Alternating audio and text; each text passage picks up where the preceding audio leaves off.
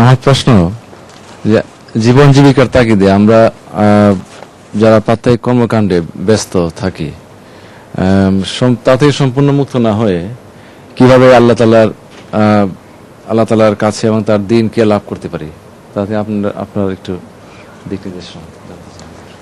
The question is, he says, Huzur, for livelihood, we need to struggle, and we really keep busy here, and we can't give time for the service of religion. So, sometimes it's really very difficult to give time. So, what Huzur will advise us at such situations? Still, there are many people who do both things. They take care of their livelihood, like the cameraman over there, and he also gives so much time to religion.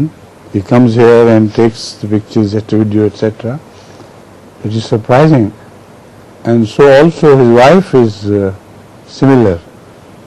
They feel very happy to spend overtime here.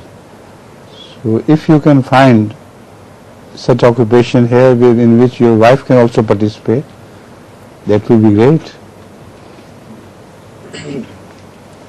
হুজুর বলছেন যে সমস্ত ব্যস্ততা সত্ত্বেও অনেক মানুষ এমন আছে যারা আল্লাহ তাআলার ধর্মের কাজের জন্য সময় দিচ্ছে, তাদের জীবিকার জন্য সংগ্রাম তাদেরকে নিঃসন্দেহে করতে হচ্ছে, এতে কোনো সন্দেহ নেই, কিন্তু তা সত্ত্বেও আল্লাহ তাআলার ফজলে ধর্মের জন্য তারা সময় বের করছে। যেমন এখানে যিনি ক্যামেরা পরিচালনা করছেন হুজুর তার দিকে ইশারা করেন যে তিনি দেখেন নিজের জীবিকার জন্য তাকে সংগ্রাম করতে হয়, তারপরও তিনি এখানে এসে সময় দেন এবং তার স্ত্রীও এই কাজে আল্লাহ তাআলার ফজলে সময় দিচ্ছে।